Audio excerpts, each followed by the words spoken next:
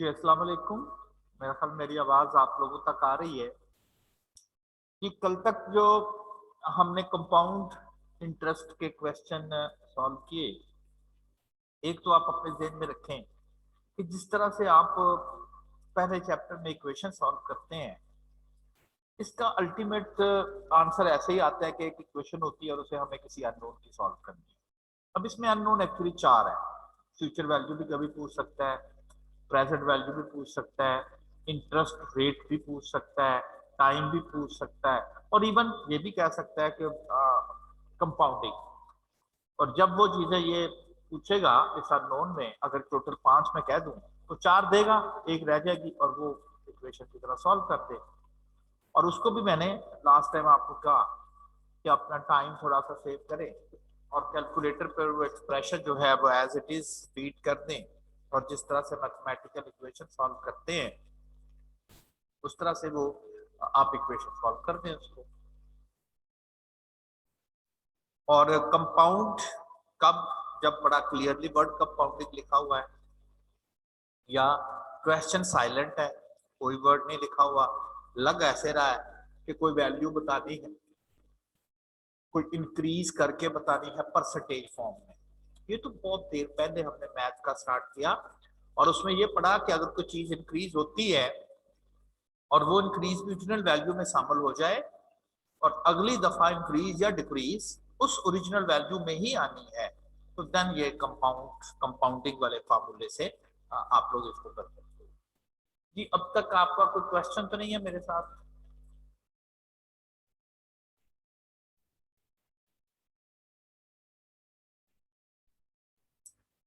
चलें जी।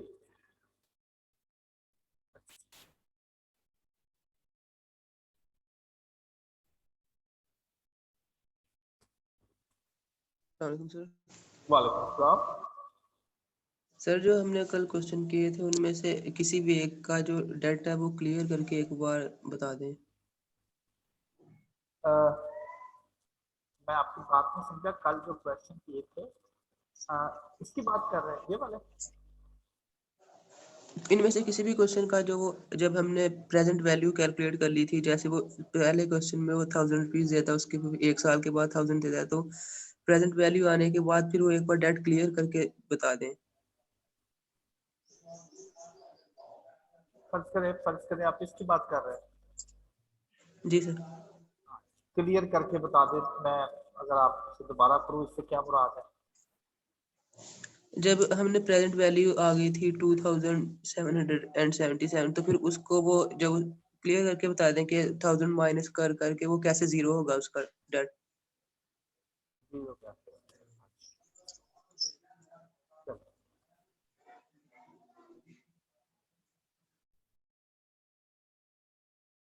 एक्चुअली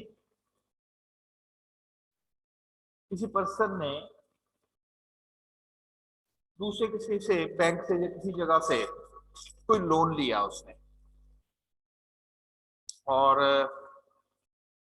ज़ाहिर लोन तो प्रेजेंट पे लिया जाता है ना, फ्यूचर में तो नहीं लिया जाएगा। फ्यूचर में तो पैसे वापस करने होंगे, प्रेजेंट पे यहाँ पर उसने एक लोन लिया। अब वो लोन कितना था वो उसका हमें आइडिया नहीं कितना है, अलबत्ता उसने ये बता दिया है कि वापसी जो उसने करनी है वो किस किस तरह से करनी है अपने इस लोन की वापसी। कहता है जी लोन की वापसी क्लियर एज अ डेट, उसके जो में एक डेट है ना, उसके जो में एक पैसे वाजिबुल अदा है, कितने ये नहीं पता।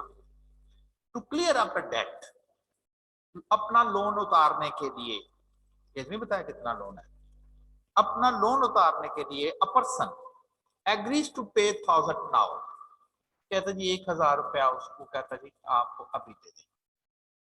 Another a year from now, 1 साल के बाद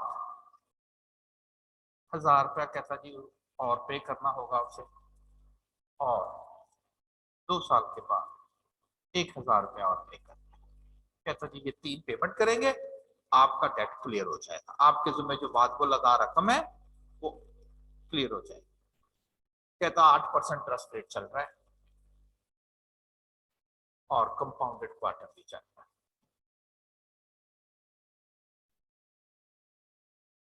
1000 दो भाई, 1 साल के बाद फिर 1000 तुमने देना, 1 साल के बाद तुम 1000 देना, तुम्हारा कर्ज उतर जाएगा।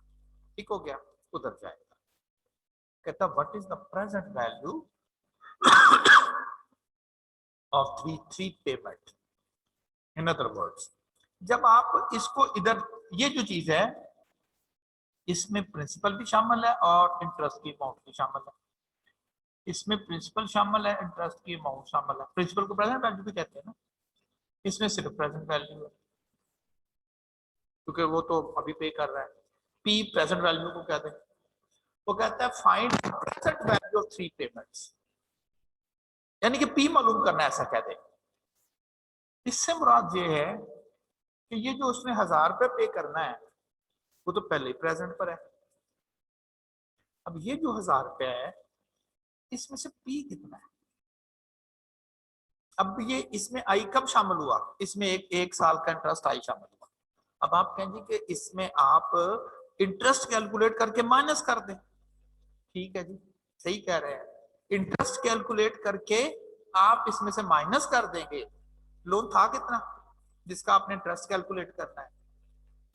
अगर आपने इंटरेस्ट कैलकुलेट करते हैं ना, तो लोन था कितना जिसका आप इंटरेस्ट कैलकुलेट करके इस 1000 में से माइनस कर देंगे, कहेंगे बाकी पी रह गया, लोन ही तो पता नहीं। तो फिर क्या करें इसको अगर आप प्रेजेंट पे ले आएंगे, इसमें से भी सिर्फ पी रह जाएगा, आई खत्म हो जाएगा।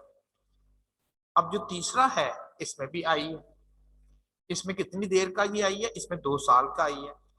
फिर वही बात कि जी लोन का 2 साल का इंटरेस्ट कैलकुलेट करके माइनस कर दें, पी रह जाएगा, लोन था कितना पता ही नहीं है। अब क्या करें, इसको प्रेजेंट पे ले आए, इसमें से आई आउट हो जाएगा। अब तो ना आई आएगा, आई तो जब डिले करते हैं फिर है, इसका भी पी रह जाएगा। ये मैंने किया पहले साल का, इसका तो एज इट इज आ गया, ये तो है ही ऑलवेज प्रेजेंट। क्वार्टरली है 1 साल पहले, ये 2 साल पहले। इसका मतलब ये हो गया कि आप ये जो पेमेंट्स कर रहा है उसकी प्रेजेंट वैल्यूज हैं, जिससे मुराद ये है कि ये जो पेमेंट्स कर रहा है इसमें इंटरेस्ट भी शामिल था। प्रेजेंट वैल्यू का मतलब ये होता है कि लोन उस शख्स ने लिया कितना था। उसने 2777 रुपए लोन लिया था, जो वापसी में उसकी जो किस्तें बनी है वो 3000 रुपया। अब 1000 रुपया यहाँ और 1000 रुपया दे, देखिए 3000 वापस कर रहा है ना, लिया तो 2777 रुपए था, तो 3000 रुपये वापस कर, बाकी इंटरेस्ट है इसमें। तो डेट प्रेजेंट वैल्यू का मतलब है लोन ये था उसका 2777 रुपए लोन था, जिसकी 3 किस्तें, और वो 1000 फिर 1000 फिर 1000। ये जो आप मोटर बाइक लेते हैं किस्तों में, ठीक है ना, कहते हैं ना आप किस्तों में मोटर बाइक ले ले जी 4000 रुपया महीने के हिसाब से। वो अगर वो मोटरसाइकिल मार्केट से कैश पे लेने जाए ना, नकद जिसे कहते हैं, मे बी वो 60-65 हजार की हो, लेकिन वो आपसे 72-73 हजार रुपया चार्ज करेंगे। अगर आप उसे इंस्टॉलमेंट में देते हैं तो बाकी जो चार्ज करेंगे वो इंटरेस्ट होगा, ठीक है ना, लेकिन वो इक्वल इन अमाउंट होगा। वो आप हम जरा देखें, इसमें भी इंटरेस्ट शामिल है, इसमें भी इंटरेस्ट शामिल है। आल्दो किस्त की मिकदार सेम है लेकिन इसमें इंटरेस्ट सेम नहीं है, क्योंकि इसमें 2 साल का, इसमें 1 साल का। तो एक्चुअली उसने ना आपसे लोन पूछा हुआ है, कितना उस शख्स ने लोन लिया था, बताएं। वापसी ऐसी ऐसी इतने इतने कर रहा है, लिया गया था लोन। था कि लोन बेसिकली था कितना प्रेजेंट। अगर किसी लोन की प्रेजेंट वैल्यू बना रहे हैं ना, इसका मतलब ये होता है कि उसमें से आप इंटरेस्ट खत्म कर रहे हो और सिर्फ लोन की मिकदार मालूम कर रहे हो। डेट क्लियर करना है, पेमेंट्स कर रहे हैं, अपने पैसे अदा कर रहे हैं, तो 2 चीजें दे रहे हैं इसमें, प्रिंसिपल भी दे रहे हैं और इंटरेस्ट भी दे रहे हैं। अगर मैं कहूँ प्रिंसिपल कितना दे रहे हैं, मैं कहूँ तो ले पता चल जाएगा प्रिंसिपल कितना है, इसमें पता चल जाएगा प्रिंसिपल कितना है। तीनों में प्रिंसिपल कैलकुलेट कर लिया, वैसे तो बड़ा सीधा सीधा था, प्रेजेंट वैल्यू तीनों की फाइंड कर दी, और उसी को ही आप कह सकते हो कि ये उसके जो टोटल लोन था। तो कितना लोन लिया था जिसकी वापसी इस हिसाब से बनती थी। इतने पैसे दे देगा। उसका जुम्मे एक्चुअली लोन ये था 3 सालों में 2 सालों में उसने इस तरह से पे करना है और ये उसका लोन खत्म हो जाएगा। आप कहें जी इतने पैसे क्यों, 3,000 दे रहा, लोन को कम था, बाकी इंटरेस्ट नहीं पे करना उसका, ठीक है ना जी।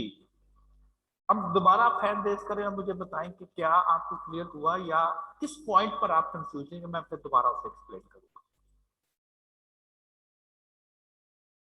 जी आप मुझे पॉइंट बताएं कि आप स्टिल किस पॉइंट पर कंफ्यूजिंग है, मैं फिर दोबारा एक्सप्लेन करूंगा।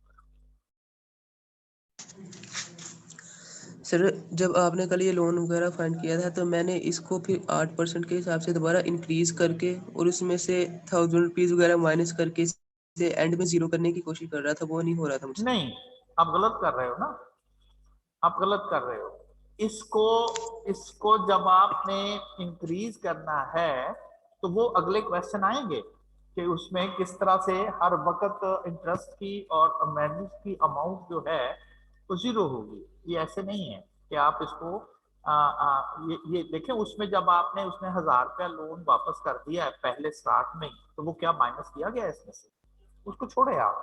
सिर्फ फिलहाल आप ये देखें कि उसे आपने उसने कहा हुआ है कि प्रेजेंट पे वैल्यू का मतलब एक तो बड़ा क्लियर है, उसने कहा जी प्रेजेंट वैल्यू हमें पता जी कैसे, इसको उठा के इधर ले जाए, इसको उठा के इधर ले जाए, दैट्स ऑल।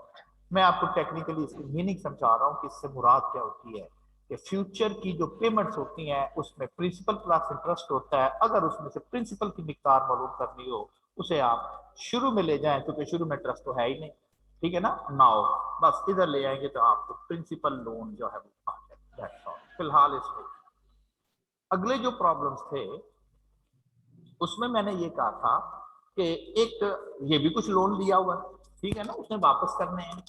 जब आप फ्यूचर में वापस करते हो ना, मैं बार बार एक ही बात कह रहा हूं कि कोई भी अपनी पेमेंट लोन पेमेंट आप करते हो उसमें दो कंपोनेंट शामिल होते हैं।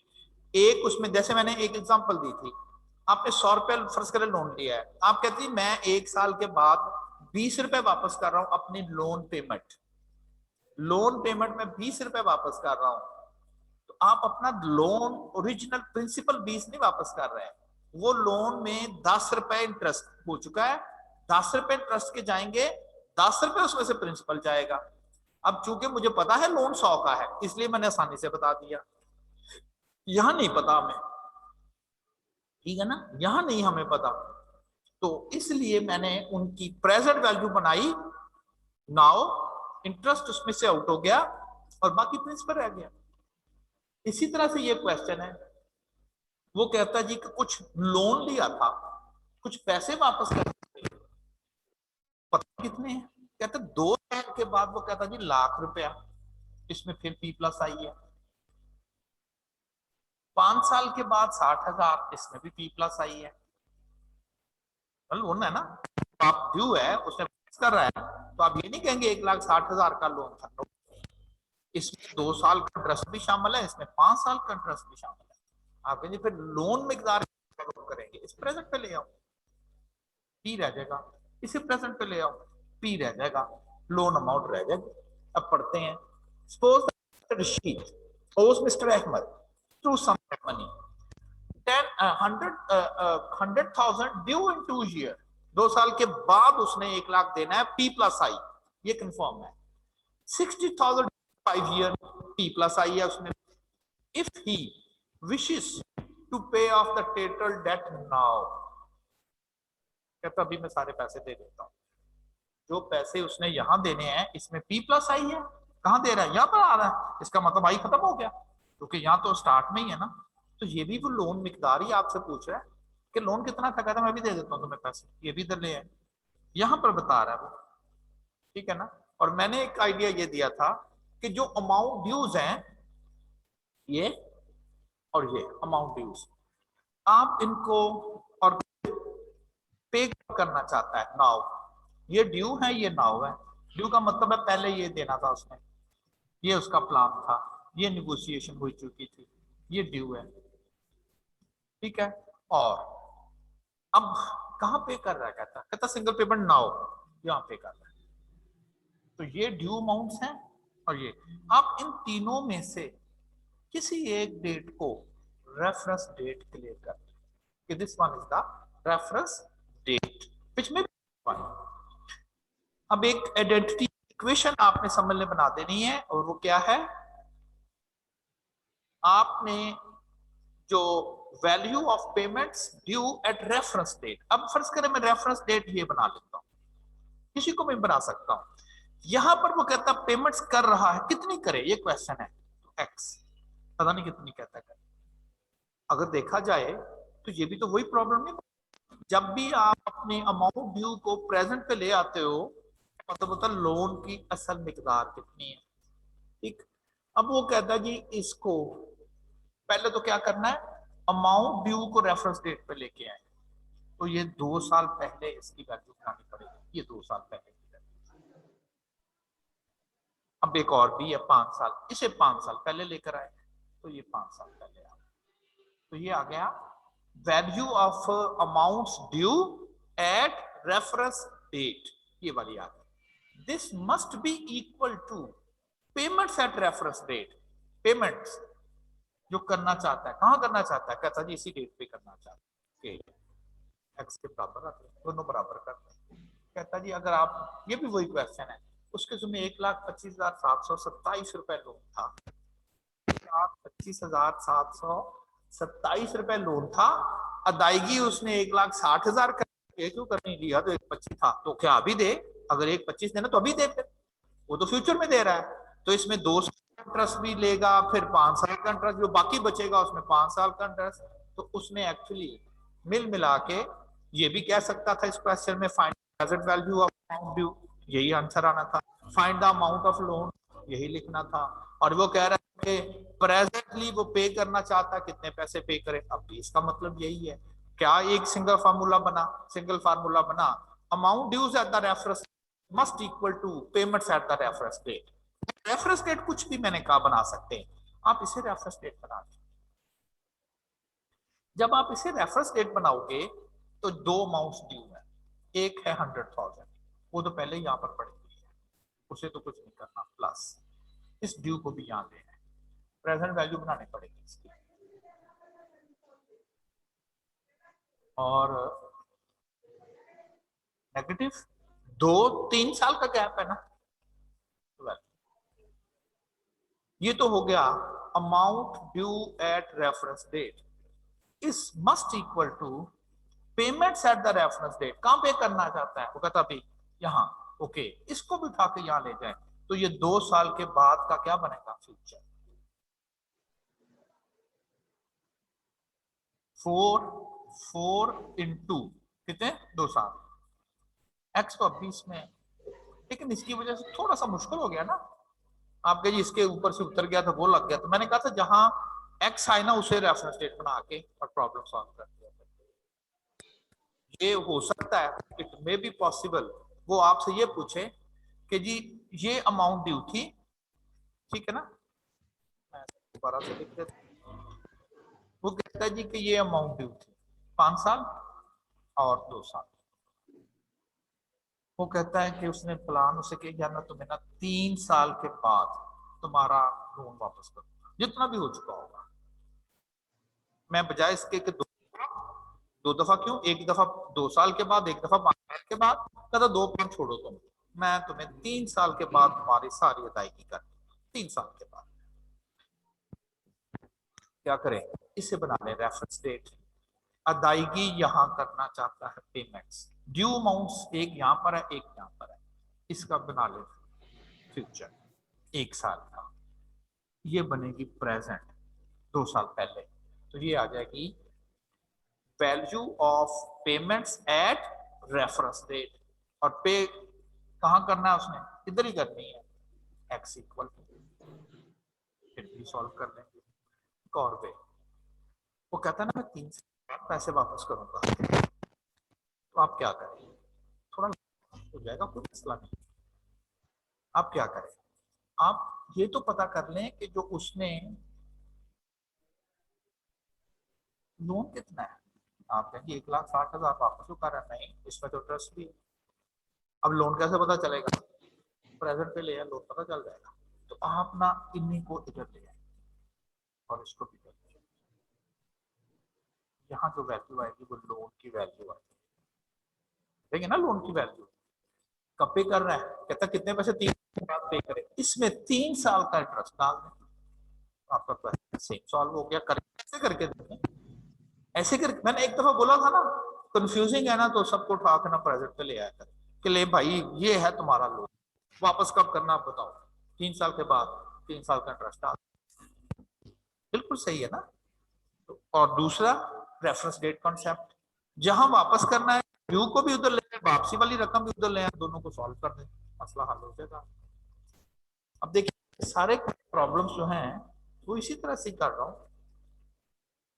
ये भी ऐसा ही है, बिल्कुल ऐसा ही है। अगर ये तो ना रेफरेंस का इसे बना दें, इन दोनों को भी इधर इकट्ठा कर दें, क्या था ना रेफरेंस से बना दें, उन दोनों को भी इकट्ठा कर दें, और जो पेमेंट्स कर रहा है उसको भी रेफरेंस डेट पे ले आए। क्या ये तो वही था और ये बना था, ठीक है ना, उसको भी रेफरेंस डेट पे, ये वाला मसला। और इसको सॉल्व करने के लिए ये भी इधर ले जाए, ये भी इधर ले आए, रेफरेंस डेट किसे बना लेना, मैंने कहा ना किसे बना, तो ये हो जाएगी payments due at reference date. अब जरा बताएं पेमेंट कहां, तो यहां का इसे भी रेफरेंस डेट पे ले जाए, दूसरी कहां कर रहा है जी वो पूछ रहा है, इसे भी रेफरेंस में तो है ही रेफरेंस डेट पे, तो payment at reference date, value of amount due at reference date, value of payments at reference date, दोनों को इक्वल कर दिया, दोनों को इक्वल कर दिया। कहता payments at reference date is equal to the amount due at the reference, जहां पे करना जा रहे हैं वो भी उधर ले जाए, जहां उसने पे करने थे वो भी उधर ले आए, एंड दैट्स ऑल अपना प्रॉब्लम। को भी ऐसे कर सकते हैं, बिल्कुल कैसे, आप क्या करेंगे, जो 40,000 रुपया है 2 साल के बाद, इसमें लोन कितना है यहां लाएंगे तो पता चलेगा, 4 साल के बाद है इसमें लोन कितना है यहां लाएंगे तो पता चलेगा, ये उसके पास आ जाएगा जी, ये है उसकी लोन। अब देखें उसने एक पेमेंट की है, कहां पर की है, यहीं पर की है 6,000, उस लोन में से ये 6,000 की पेमेंट निकाल का ना अभी दे रहा है आपको, उस लोन जो उसके में लोन था उस वक्त तक 6,000 उसमें से निकाल दिया, तो रिमेनिंग अमाउंट बनेगी उसको 3 साल के बाद बता के कहें आंसर है, दोनों तरह करके दे आपको आइडिया, जो करना चाहता है जो समझना चाहता है आइडिया क्लियर हो जाएगा कि लोन बना लिया प्रेजेंट पे, 6,000 क्योंकि पे कर दिया वो निकाल दिया, बाकी क्या बचा, कहते यही तो पूछ रहा है 3 साल के बाद कितने पैसे और थे, उसको आप फ्यूचर में ले जाए 3 साल के साथ। तो होप सो अब आप जो कह रहे थे ना उसकी बजाय अगर आप इस तरह से करेंगे तो शायद आपको ये आप क्लियर हो जाए। हाँ जी, कोई और तो नहीं क्वेश्चन किसी का?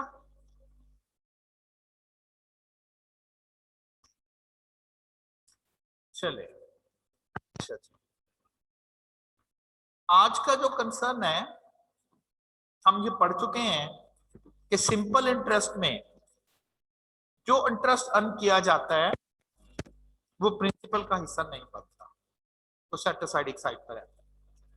कंपाउंड इंटरेस्ट में जो इंटरेस्ट कैलकुलेट किया जाता है becomes a part of a principal, और हर अगली दफा आपको बेनिफिट ही होता है।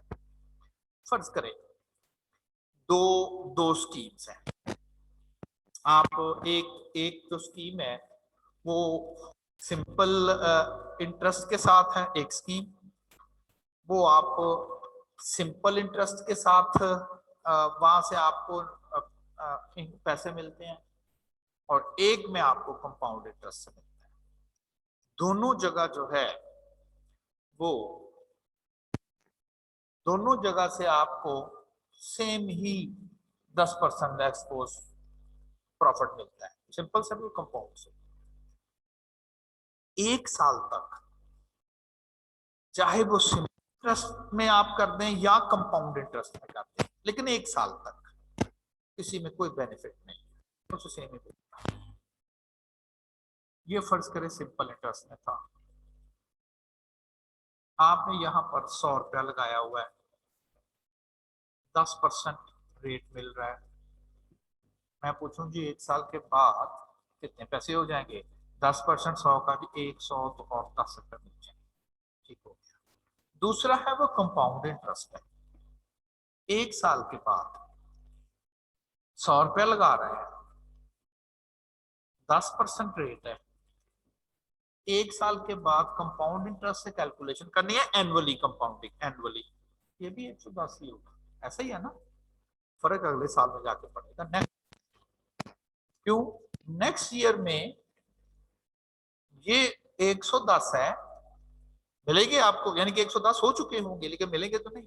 जब आप अगले साल दूसरे साल आप कैलकुलेशन परफॉर्म करोगे तो फिर इंटरेस्ट आपका 10 ही रुपए बनेगा, पता है ना, वो प्रिंसिपल में नहीं जाता।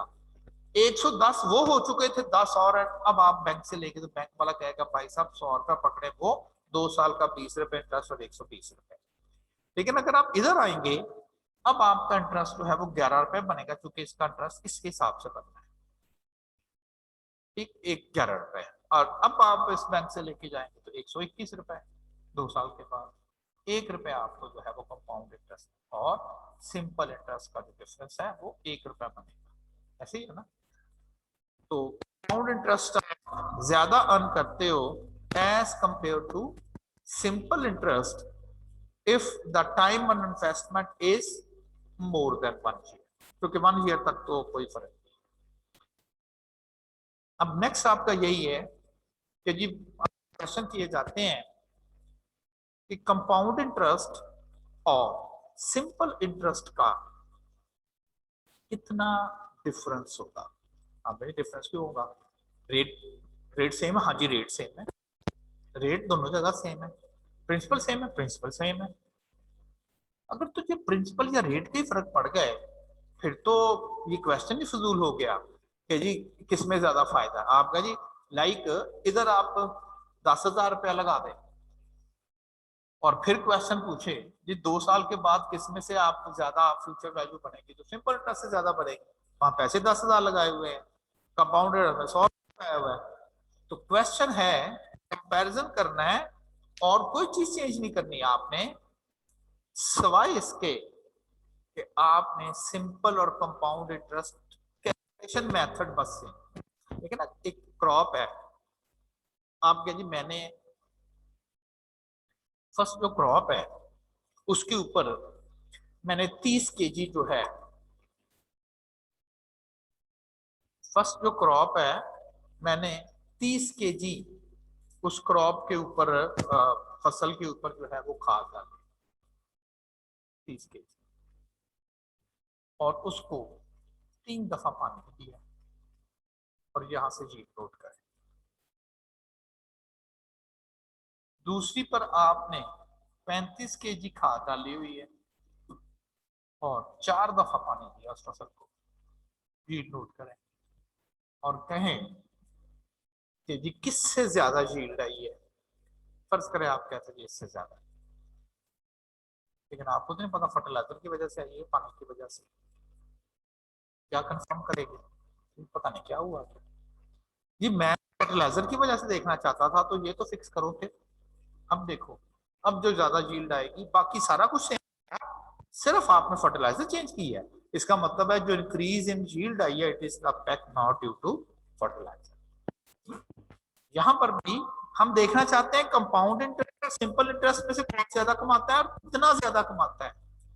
फिर दोनों जगह पर इन्वेस्टमेंट सेम, दोनों जगह पर इंटरेस्ट रेट सेम, दोनों जगह टाइम पीरियड सेम, फिर ही बताएंगे ना कि जी। अब देखें जैसे इधर था दोनों जगह 100, दोनों जगह रेट 10 साल, दोनों जगह 2 साल, बताया जी अब कंपाउंड इंटरेस्ट जो है कृपया ज्यादा बनेगा। Difference between simple interest and compound interest, ये नहीं करना प्रिंसिपल इन्वेस्टमेंट बदल दो, नहीं दोनों जगह वही रखनी है, रेट दोनों जगह वही रखना है, टाइम दोनों जगह वही रखना है, अब बताना है कितना ज्यादा। तो मैंने वैसे नीचे स्पेसिफाई भी कर दिया, when same principal invested at the same time period at the same interest rate। अब क्या था जी, बात करो कंपाउंड इंटरेस्ट कितना ज्यादा होगा, उसका जनरल फार्मूला क्या था जी, कंपाउंड इंटरेस्ट हमें भी पता ज्यादा ही होगा, सिंपल इंटरेस्ट से ज्यादा होगा। कोई चीज किसी को बतानी हो कितनी ज्यादा है तो माइनस करके बता दें, ए बी से 4 बड़ा है, ऐसे ही है ना। कंपाउंड इंटरेस्ट सिंपल इंटरेस्ट से कितना ज्यादा है, कितनी देर का, 2 साल का, 3 साल का, 4 साल का, कहता टी ही होगा। ये ना बड़ा सीधी बात है। आपको ये फार्मूला अगर नहीं याद हो पा रहा या आपको मुश्किल लग रहा है तो कुछ भी ना करें, आप कैलकुलेट कर लें compound interest for T years. T years का कंपाउंड इंटरेस्ट जो है वो कितना होगा। और याद रखना है कि जो कंपाउंड इंटरेस्ट कैलकुलेट करने का फॉर्मूला है कंपाउंड इंटरेस्ट, मैं जरा थोड़ा सा आपको रिव्यू करा दूं। इसलिए मैं कहता हूं ना कि पिछले क्वेश्चन अगर आप क्लियर होंगे ना यार फार्मूले कम अज कम, तो फिर अगली चीजें आपको होंगी। मैं ऐसे कह दूं कि ये देखें ये फार्मूला यही होता है, आप कहीं पता नहीं पढ़ा भी था कि नहीं, तो ये पढ़ा था, ये लिखा हुआ मैंने, this is the formula for compound interest,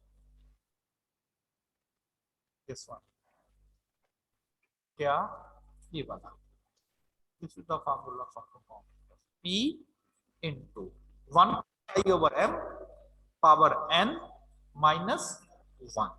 ठीक हो जाएगा ना याद।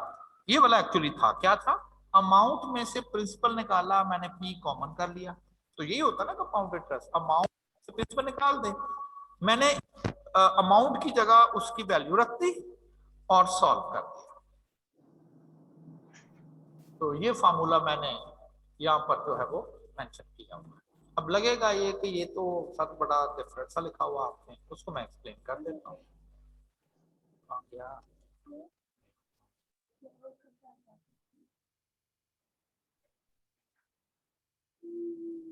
दिस वन पी, ठीक है, 1 प्लस आई ओ एम। एक बात तो ये थी, यहां मैंने आर लिखा हुआ है क्योंकि दोनों जगह पर मैंने रेट, ये दोनों जगह पर रेट सेम होना चाहिए, ठीक है ना, दोनों जगह पर रेट सेम। आप दोनों जगह पर आर लिखेंगे, सिंपल में भी कंपाउंड में भी, ये दोनों जगह पर आई लिखेंगे, मैंने आर लिख दिया। अच्छा, उसके बाद आपने कहना जी यहाँ कंपाउंड में कंपाउंड भी वर्ड होता है, यहाँ कंपाउंडिंग क्या है, मैंने कहा ना सारी चीजें सेम रखनी है। सिंपल इंटरेस्ट में कब कैलकुलेशन होती है, आफ्टर ईयर होती है ना, कि पर एनम होता है और पर ईयर होता है, तो कंपैरिजन में तो फिर यहाँ पर भी पर एनम, तो फार्मूला आपको वहां पर नजर आ रहा था 1 plus i over m to the power n minus 1, ऐसे था ना। मैंने कहा चूंकि रेट को आर कर दें, दोनों जगह सेम करना, दोनों जगह आई कर दें, एम को 1 कर दे, खत्म हो गया। एन क्या होता है, एम इंटू टी, एम पता है 1 है तो टी, तो एन सिर्फ टी ही रह गया, तो ये फॉर्मूला माइनस 1। ठीक, अब simple interest for T year कितना होता है, उसका स्ट्रेट फॉरवर्ड फार्मूला था P R T, P R और टी। ये जो पी आना था यहाँ पर, एक्चुअली यहाँ पी आर टी आना था, वो और ये पी कॉमन करके मैंने एक ही दफा लिया, और नाना, तो आप क्या करें, कंपाउंड इंटरेस्ट लादा कैलकुलेट कर लें टी ईयर्स का, जितने साल का कहे, 2 साल, 3 साल, 4 साल, सिंपल इंटरेस्ट का लादा कैलकुलेट कर लें 4 साल का, दोनों को माइनस करते हैं तो पता चल जाएगा कंपाउंड इंटरेस्ट सिंपल इंटरेस्ट कितना ज्यादा है। तो दो इंटरेस्ट की वैल्यू कैलकुलेट कर दें, या आप एक ही फार्मूले में रख दें, थोड़ी सी मैनिपुलेशन अपने जेहन में ये रखें कि जी मैं पहले यहाँ पर ये लिख दूंगा, फिर मैं यहाँ सिंपल इंटरेस्ट का फार्मूला लिख के पी कॉमन लिख के एक ही फार्मूले में टी रखूंगा, टी 3 है तो 3 साल का आ जाएगा, 4 आ जाएगा, 5 है तो 5 आ जाएगा, 10 है तो 10 साल का आ जाएगा। अब मैंने जरा इसको थोड़ी सी शॉर्टकट्स भी लिखे हुए हैं, फिर अब वन ईयर का कोई कॉन्सेप्ट ही नहीं है, कोशिश तो सेम होगा, वो तो बता चुका हूं कि 1 ईयर के बाद नहीं सिंपल इंटरेस्ट में फर्क आता है, वो तो सेम ही होते हैं। 2 साल के बाद जहां टी लिखा वहां टू करते हैं, टू और अब थोड़ा सा इसको मैनिपुलेट करें, सिंप्लीफाई करें, इसका स्क्वायर ओपन कर देते हैं, ये -1 और ये -2r। सिंप्लीफाई कर दिया, इसके साथ कैंसिल हो गया और इसके साथ कैंसिल हो गया, क्या रह गया p/r² रह गया। अब ये आसान हो गया, तो ये शॉर्टकट जरूर याद रखें, वरना आप खुद ही फील करो 2 साल का कंपाउंड इंटरेस्ट करोगे टिक टिक टिक करके, फिर 2 साल का सिंपल इंटरेस्ट करोगे, फिर कैलकुलेशंस करोगे, एक कहता जी याद आ गया मुझे p/r² करना है, p is the principal, r r², 2 साल का आ जाएगा जी। अच्छा, इसी तरह से अगर t3 हो जाए और यहाँ पर भी 3 कर लीजिएगा, क्या ये भी सिंप्लीफाई हो सकता है? देखें क्यूब का फार्मूला याद है तो सिंप्लीफाई कर लें, मैं नहीं कहता सिंप्लीफाई करके याद करना है, आप उसकी रूटीन याद कर लें बस। तो 2 हो तो ऐसे लिखेंगे, 3 हो तो ऐसे लिखेंगे, थोड़ी सी सिमेट्री क्या है, ऐसे क्या लें, 2 था ना, p/r और स्क्वायर कर लें, p/r³ कर लें। ये मैं कह नहीं रहा कि डेरिवेटिव, कह नहीं रहा, उसकी तरह याद कर लें, +3 और एक पावर कम कर लें। 2 साल के लिए लिखना है p/r², 3 साल के लिए लिखना है p/r³ प्लस ये 3 बेस पे ले जाएं और p/r²। अदरवाइज इसका क्यूब एक्सपैंड कर लेना, a³ + b³ + 3ab × a + b का क्यूब एक्सपैंड कर ले, सिंप्लीफाई करें, नेट शेल ये बच जाएगा। अब 4 साल, यहाँ 4 हो जाएगा, यहाँ 4 हो जाएगा, इसका सिंप्लीफाई करना है, हमारे लिए 4th पावर एक्सपैंड करना मुश्किल है, हो जाती है, स्क्वायर कर लिया लेकिन क्यूब थोड़ा लेंथी हो गया तो 4th पावर तो और ज्यादा हो जाएगी, तो मैंने कहा इसके बाद बस ये रूटीन याद कर लें। तो ये जनरल फार्मूला और ये 2 स्पेसिफिक, ज्यादातर ऐसे ही आते हैं, मैंने ये नहीं कह रहा कि आएंगे 4 आ जाए, 5 आ जाए, 6 आ जाए तो फिर टी की जगह 4 5 6 रखते, तो ये बता देगा आपको कि कंपाउंड इंटरेस्ट सिंपल इंटरेस्ट से कितना ज्यादा है। क्वेश्चन है द डिफरेंस है ये, the difference between simple interest and compound interest on a certain sum, principal नहीं बताया, फॉर 5 years, 5 साल का कहा हुआ, 10% रेट है पर एनम इज 44,204, ये एग्जाम का प्रॉब्लम है। कहता जी कि अगर कोई आप इन्वेस्टमेंट करते हो तो कंपाउंड इंटरेस्ट सिंपल इंटरेस्ट से आपको ज्यादा मिलता है, हमें पता ज्यादा मिलता है, और बता रहा है, कहता जी 5 साल की इन्वेस्टमेंट के बाद 44,204 रुपए आपको ज्यादा मिलेगा, कौन? कंपाउंड इंटरेस्ट, सिंपल इंटरेस्ट से। कहता फाइंड द कंपाउंड इंटरेस्ट, यानी कि आप ऐसा कह लें उसने ना आपको ये दिया हुआ है ऐसे करके, ठीक है ना, डिफरेंस है, फिर उसमें कहते हैं इसमें से कंपाउंड इंटरेस्ट बताएं, लगेगा ऐसे सिंपल इंटरेस्ट कैलकुलेट के वो उधर ले जाएं और 44 साल में से, ठीक है, सिंपल इंटरेस्ट कैलकुलेट कर लें, सिंपल इंटरेस्ट कैलकुलेट करके कर लें कैलकुलेट, टाइम दिया हुआ 5 साल, रेट दिया हुआ 10 साल, प्रिंसिपल अमाउंट ये तो फाइंड करनी है, ये भी नहीं मालूम है ना, मालूम, बस यही गड़बड़ हो गई, प्रिंसिपल अमाउंट ही तो मालूम नहीं है। अगर मुझे प्रिंसिपल अमाउंट मालूम होती तो क्यों ना मैं कंपाउंड इंटरेस्ट सीधा सीधा ही कैलकुलेट कर देता, उसे कहा ना find the compound interest for the sum for 3 year, कहता 3 साल का कंपाउंड इंटरेस्ट, 5 साल का इंटरेस्ट डिफरेंस, अब लगेगा ऐसा उसमें से कुछ गड़बड़ करके लेनी है, बेसिकली इस सारे सिनेरियो में से आपको पी कैलकुलेट करना है, प्रिंसिपल अमाउंट कैलकुलेट करना है, जब प्रिंसिपल अमाउंट कैलकुलेट हो जाएगी तो कंपाउंड इंटरेस्ट फॉर 3 years भी हम कैलकुलेट कर पाएंगे। ये एक इक्वेशन दी हुई है, ये समझिए, इस इक्वेशन में पी आएगा आएगा, वो कैलकुलेट करना है कर देते हैं, इक्वेशन में वैल्यूज पुट कर दें, कर देना पुट मैंने, क्योंकि मेरे पास स्पेसिफिक था नहीं तो मैंने 5 ही कर दिया, कहता ये दिया हुआ है 44,204, पी कितना रखना है ये तो मालूम करना है। आर मालूम है कि मालूम है 10% टाइम 5 तो फिर पी रह गया बस, ये ले पी आ गया इस इक्वेशन से। देखिए जब आप क्वेश्चन करने बैठते हैं ना मुख्तलिफ किस्म के, थोड़े से मैंने करवाए वो तो चले होते ही जाएंगे, मतलब ये क्वेश्चन जब भी देखेंगे दो चार, मैं कहता होता हूँ क्वेश्चन को 2 या 3 दफा कर लेना फिर कोई फायदा नहीं होता। वो क्यों नहीं होता जी, आप तो कहते प्रैक्टिस करें, हम डिफरेंट क्वेश्चन की करें, ये तो याद कर लेना आपने।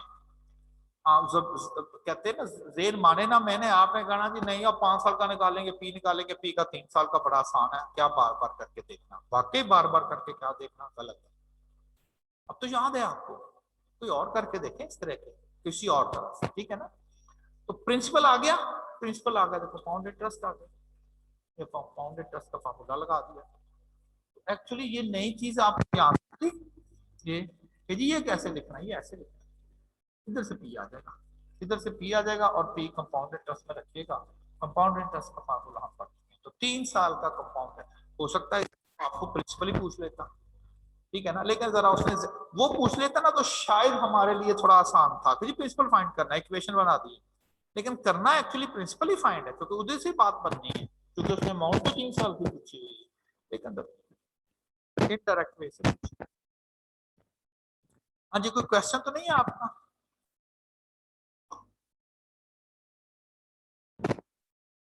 तो एक चीज बताइए कि अगर आप same principal, same rate, same time period, compound interest will be larger as compared to the simple interest for more than 1 year. It may be 2, 3, 4, 5, 2, 3 तक स्पेसिफिक और उसके बाद वाले में जनरल फार्मूले में आप वैल्यूज पुट करते हैं।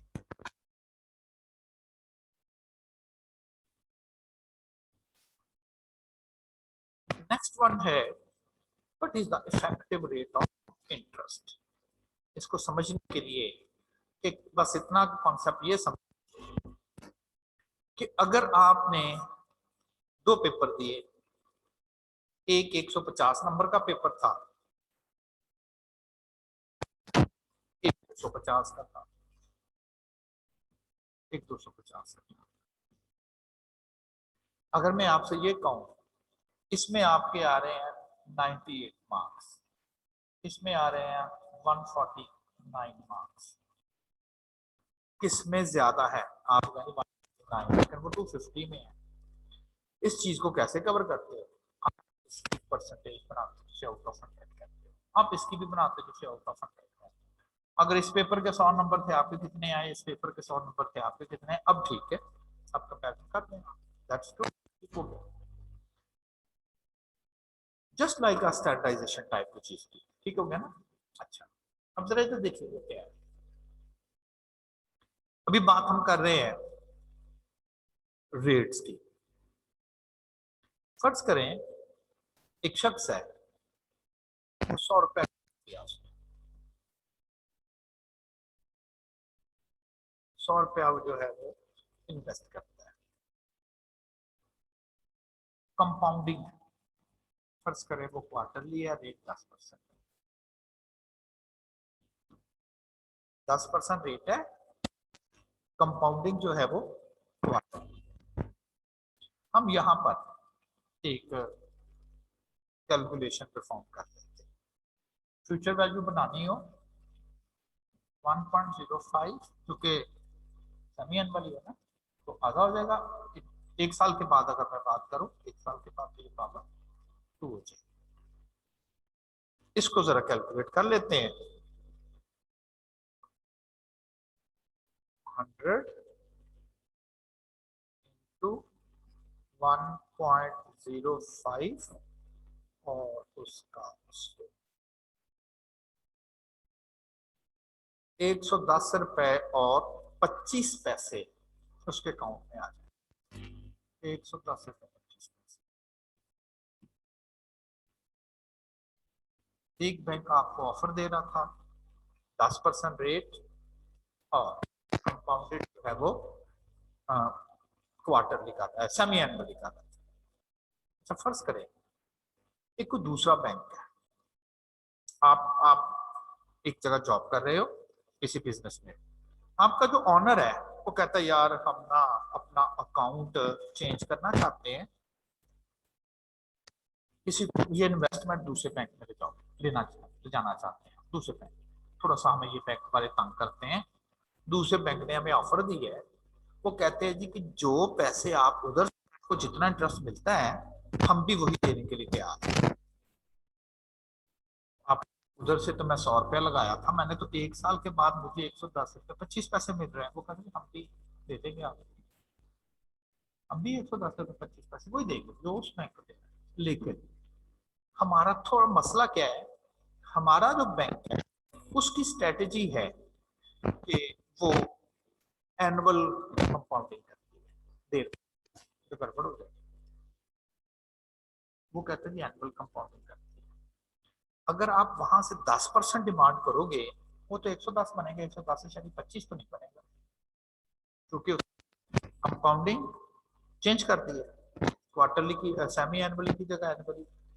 आपका जो बिजनेस ऑनर वो आपको कहता है कि यार वो बैंक वाले से हमने कितना इंटरेस्ट डिमांड करे कि हमारा वो जो इन्वेस्टमेंट है 100 रुपए की वो 1 साल एग्जैक्टली 110.25 ही हो जाए। इंटरेस्ट रेट यार हम उससे क्या डिमांड करते हैं, ज़ाहिर 10% से ज्यादा ही बढ़ेगा। ये ऐसा हमें फेस प्रॉब्लम करने पड़ेंगे।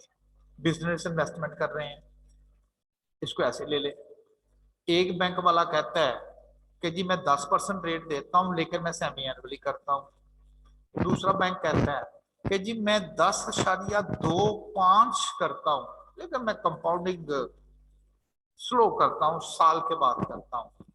आपको डिसीजन करना कहाँ जाए, या दोनों एक ही इन्वेस्टमेंट्स हैं, बहुत सारे डिसीजन, कहाँ प्रॉब्लम कहाँ आ रही है, मुझे कंपाउंडिंग पीरियड डिफरेंट हो रहे हैं, गड़बड़ ये हो रही है।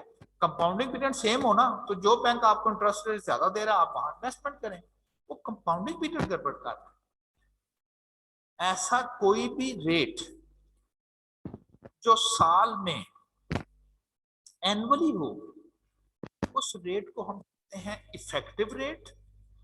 अगर आपको कहना एनुअली रेट 10% है लेकिन कैलकुलेशन सेमी एनुअली कर, तो इसको हम कह देते हैं ये जो 10% है ये नॉमिनल रेट है,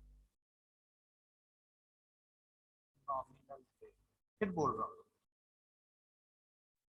ये रेट साल में एक दफा करना है, जो रेट भी आएगा, फर्ज करें 10.25 आता है, इसे कहते हैं इफेक्टिव रेट।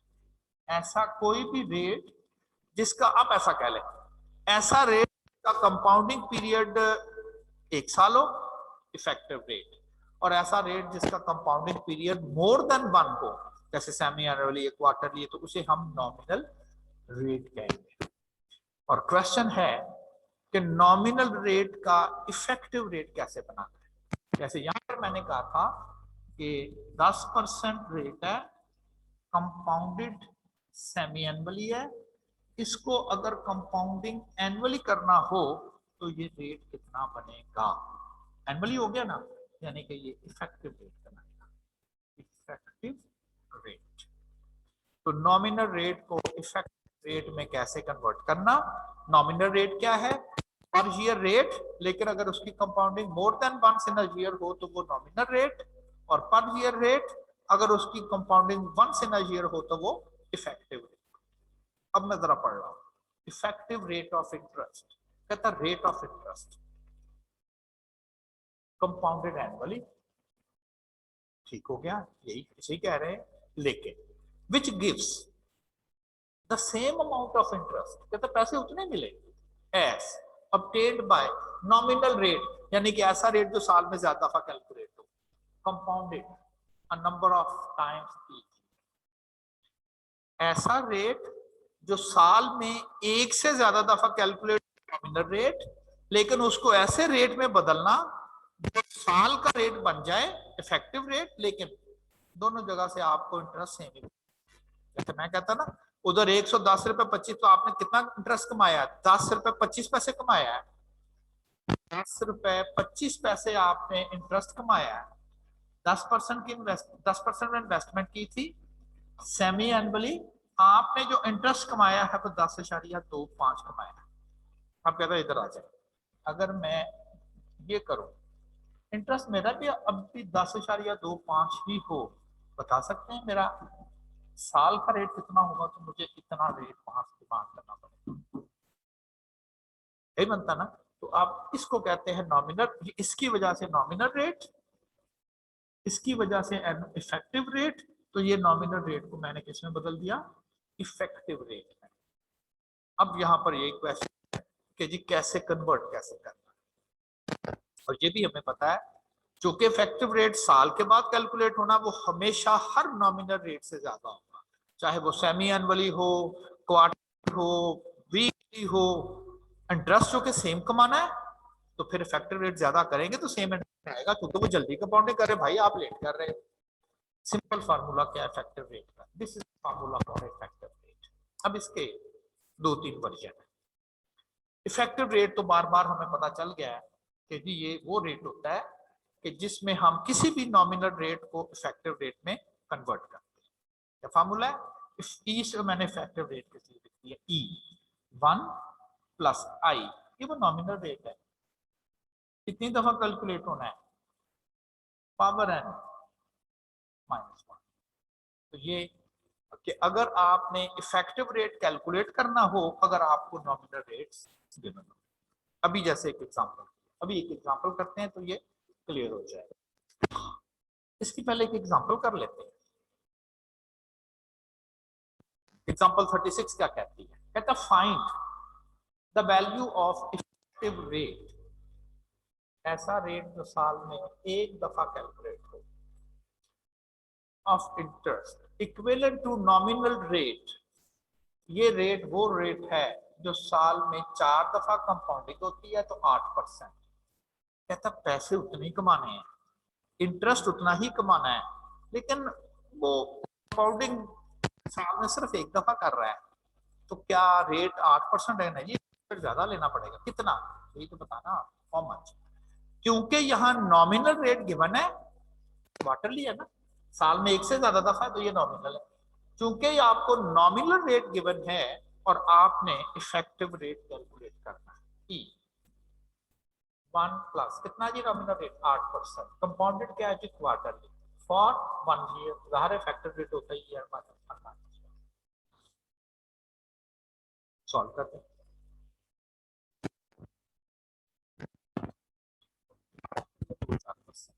मतलब अब क्या है, अगर एक बिजनेस में आपको 8% क्वार्टरली मिल रहा है, ये एनुअली 8.24, दोनों आपको सेम इंटरेस्ट देंगे, बिल्कुल इक्विवेलेंट है ये, दोनों आपको सेम इंटरेस्ट। अगर आप क्वार्टरली कंपाउंडिंग कर रहे हो तो 8%, जो भी प्रिंसिपल इन्वेस्ट हो, जो भी एनीवन। लेकिन अगर आप एनुअली कंपाउंडिंग करनी है तो फिर 8.24। तो इसको कहते हैं 8% नॉमिनल को फैक्टर में बदला ताकि हम इंटरेस्ट पाएं, तो वो 8.24% है। तो change of nominal rate to the effective rate. पहला प्रॉब्लम यही था कि अगर आपको नॉमिनल रेट गिवन हो तो बताएं। दूसरा, आपको क्या किया जाता है, प्रेजेंट वैल्यू दे देते हैं और क्या देते हैं कि ये फ्यूचर वैल्यू, हर साल रेट बदलता जा रहा है, हर साल कोई आपको रेट मिलता है, हर साल का रेट हो तो फैक्टिव रेट है। कहते जी अब जरा कैलकुलेट करना फैक्टर, सिंपली छोड़ दें इस चीजों को, आप आई के लिए फार्मूला सॉल्व करते हैं। ये आपको रेट ही पूछ रहा है ना, एनुअल रेट ही पूछ रहा है ना, तो क्या फार्मूला था, present value, sorry future value is equal to present value 1 plus i, m नीचे ना लिखे क्योंकि वो आपको पता चल गया कि वो एनुअली है, पावर एन, यही फार्मूला बना। इसमें मालूम क्या करना है आपको, इसमें हमें मालूम करना है आई। तो जरा थोड़ी सी सिंप्लीफिकेशन करें,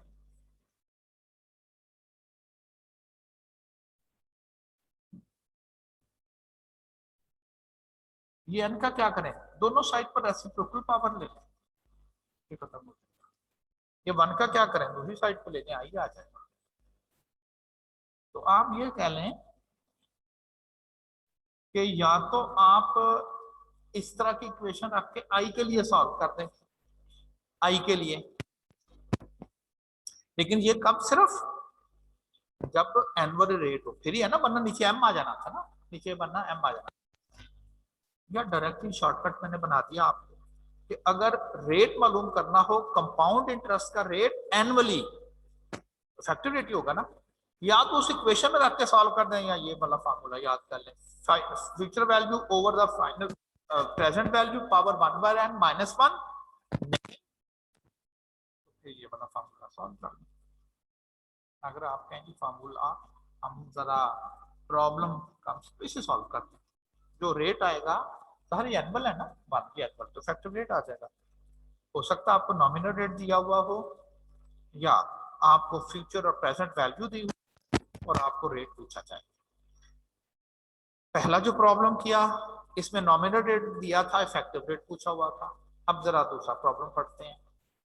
कहता find the effective rate of interest on an investment of 25,000 for 3 years. If rate of interest for the first 2 years was 6% compounded monthly, for the last 2 years 4.8% compounded quarterly. ये क्वेश्चन कहता जी कि आप 25,000 रुपए की investment की गई है, 25,000। हाँ जी, ये जो 25 इन्वेस्टमेंट है, if the rate of interest for the first 2 years 6%, 2 साल तक तो 77-78 compounded 6% compounded monthly, and for last year एक साल 4.8% compounded quarterly।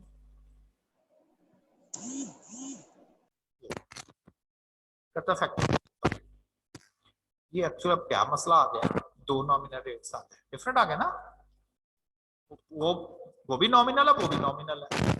पहले कोई टाइम फ्रेम नहीं था, बस 8% क्वार्टरली जोड़ा जा रहा था, ऐसे ही है ना। यहाँ अब इफेक्टिव रेट यानी कि पर ईयर रेट बताना है, इस तरह से भी उतने पैसे मिले और एनुअल रेट है उस तरह से भी उतने पैसे मिले। कहते जब कैसे करें, अब देखिए एक फार्मूला हमने क्या पढ़ा था कि या तो आपको एक नॉमिनल रेट पता हो, अगर आपको प्रिंसिपल पता हो ना, प्रिंसिपल, तो फिर आप क्या करें, इसे फ्यूचर वैल्यू बना सकते हैं ना, दो डिफरेंट रेट के साथ, याद है कि नहीं। 1 प्लस फर्स्ट रेट दूसरा सेकंड रेट,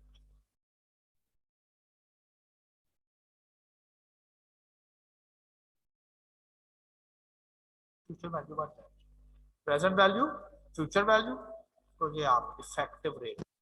तो या तो आपको नॉमिनल रेट पता होना चाहिए, अगर नॉमिनल रेट डिफरेंट है और प्रेजेंट वैल्यू पता है तो आप इसे फ्यूचर वैल्यू बना लें। तो ये तो हो गया वो वाला, और ये हो गया ये कि मैंने फ्यूचर वैल्यू बना ली 29,556, 25,000 प्रेजेंट वैल्यू है और 29,556 फ्यूचर वैल्यू है, कितनी देर के बाद, 3 साल के बाद। अब ये फार्मूला लगा, future value over the present value power 1/3 minus 5.74। मतलब ये है कि अगर आपको एक फर्म ये कहे कि जी मेरे पास इन्वेस्टमेंट कर लो, पहले 2 साल में 6%, आखिरी साल 4.8% देगा, और दूसरी फर्म कहते हो यार ये वो अब क्या कहते हैं वो मोबाइल नहीं कि जी पहले 2 मिनट इतना, फिर अगले 4 मिनट इतना, रात को इतना, को इतना, संडे को छुट्टी, ऐसे करके, और एक कहती है जी छोड़ें ये चक्करों में, एक ही लें, ये लें इतना, थ्रू आउट पूरे दिन में ऐसे इस्तेमाल करें। आप कंफ्यूज, एक बिजनेस कहता है जी कि आप हमारे पास इन्वेस्टमेंट करो, 6% देंगे शुरू में, फिर हम जरा कम कर देंगे, 4.8% कर देंगे। दूसरा बिजनेस कहता है जी मेरा फ्लैट रेट है, मैं पर ईयर ही आपको 5.74% दे, इसमें इन्वेस्टमेंट करने के दोनों से ये आप अपने बिजनेस को बताएंगे कि भाई उसकी मुताबिक 6 और 4.8% के मुताबिक जितने पैसे वहां से मिलने थे, अगर ये एनुअली दे रहा है तो 5.74%, ये दोनों बिल्कुल इक्विवेलेंट बन जाते हैं, जितना मर्जी कर। बिजनेस डिसीजन कर रहे थे, मुख्तलिफ ऑफरें आ रही थी, हमने क्या कर रहे हैं उनको, जैसे परसेंटेज में नहीं बदलते, मैं हर रेट को अब साल में बदल के देख रहा हूँ। पहले 8% क्वार्टरली था, बदल लिया। अब ये दो डिफरेंट रेट थे, ठीक है ना, मेरे पास लेकिन प्रिंसिपल मौजूद था, मैंने उसकी फ्यूचर बनाई उन रेट के 2 साल 3 साल का, और फार्मूला लगा के कैलकुलेट कर दिया।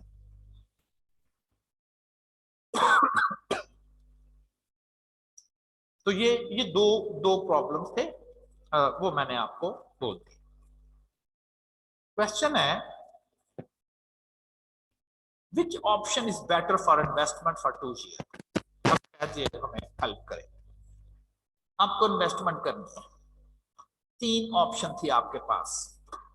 पहली ऑप्शन ये है, जिस जगह आप इन्वेस्टमेंट करना चाहोगे उसके मुताबिक 8% आपको इंटरेस्ट मिलेगा, और वो कहते हैं हम जी क्वार्टरली कंपाउंडिंग कर हो गया। दूसरा बिजनेस कहता है जी 9% हम इंटरेस्ट दे देंगे ज्यादा, वेरी गुड, और कंपाउंडेड स्लो करेगा सेमी एनुअल, बस साल में सिर्फ 2 दफा, ये नुकसान है। तीसरा कहता है जी इंटरेस्ट हम 10% देंगे, वेरी गुड, सबसे अच्छा, लेकिन वो कहता है जी हमारी कंपाउंडिंग एनुअली है। अब ये तो नहीं आप किसी को कहेंगे कि नहीं जी मैंने इन्वेस्टमेंट करनी है, आप सारे मुझे ये करके बताओ, वो कहते हैं ये रेट आप खुद देख लो। बाजार में जाते हैं ना अक्सर, आप कोई कंप्यूटर या कोई ऐसा मोबाइल या ऐसी कोई चीज खरीदते हैं, आप ना कभी भी प्राइस कंपैरिजन कर ही नहीं सकते जब तक आप उसको एक ब्रांड ना पूछें। कंप्यूटर लेने जाए ना, यार ये फ्ला 486 ये भी कंप्यूटर कितने का जी, मैं 30,000 का दे दूंगा। दूसरे को जाते हैं, यार ये i7 i6 कंप्यूटर कितने का जी, मैं जी आपको 27 का दे दूंगा। हाँ भैया 27 वाला ठीक है, हो सकता है उसकी रैम कम हो सकता है उसकी प्रोसेसिंग स्पीड का फर्क हो, हार्ड डिस्क का फर्क, बहुत सारी चीजें हैं। क्या आपने पूछा कि भाई इसमें वही वही चीजें हैं, तो कंपैरिजन कब हो सकेगा। आप फर्ज करें आप एक लिस्ट में चीजें लिख लें, दुकानदार को कहो यार मैंने इतनी रैम, इतना प्रोसेसिंग स्पीड, इतना फलान डीवी ड्राइव यूएसबी, इसकी कीमत बताओ। दूसरे को कहो जी इसकी बतानी है जो मैंने लिखी है, कभी भी नहीं बताया, वो कहेगा जी हमारे से बेहतर है, ताकि प्राइस कंपैरिजन हो ही ना पाए। ठीक है ना, यहां पर भी तो लग तो ऐसे रहा है ये 10% सबसे बेहतर है, बिल्कुल ठीक है, अगर यहाँ कंपाउंडिंग सबकी सेम हो, ये तो नहीं है, किसी की क्वार्टरली है, किसी की सेमी एनुअली है, किसी की एनुअली। एक मेथड ये है कि आप सारे इफेक्टिव रेट, कोई क्वार्टरली है कोई कुछ है, सबको एनुअली में बदल दो, इफेक्टिव रेट बदल दो ना, अब सारे रेट सेम हो जाएंगे, ओवर द ईयर हो जाएंगे। तो 8% क्वार्टर को ओवर द ईयर रेट बदल दो, ये ले, यही तरीका बताया था ना -1, ये 8.24% बनता है।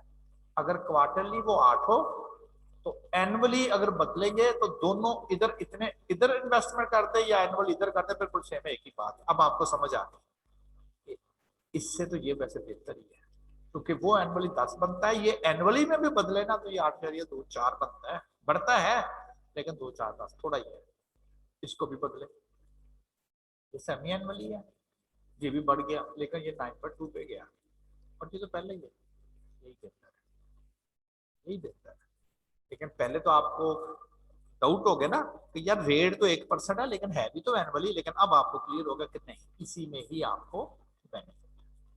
ये तो था एक तरीका, क्या कि आपने सारे के सारे रेट देखे ना, जब तक ये तो बात आपको पहले समझ आ गई कि रेट कम ज्यादा से प्रॉफिट कम ज्यादा तो होगा, लेकिन उनकी कंपाउंडिंग तो सेम हो, यहाँ कंपाउंडिंग डिफरेंट आ रही थी, तो आपने एक टेक्निक इस्तेमाल की कि सबकी कंपाउंडिंग ईयर में बदल के देखा तो पता चला कि ये कितने कितने परसेंट बनता है।